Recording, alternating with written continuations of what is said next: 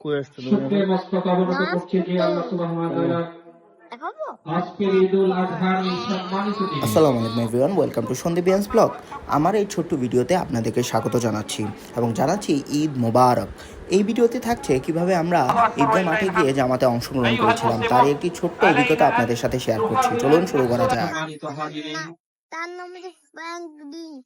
আমরা আল্লাহ সুবহানাহু ওয়া তাআলার দরবারে লাখ কোটি শুকরিয়া আদায় করছি।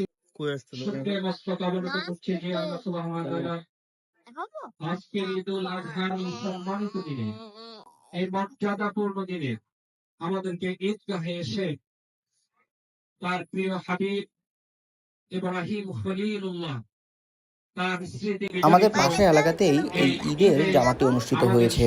বড় পরিসরে ছিল, বেশ সুন্দর এবং পরিপাটি।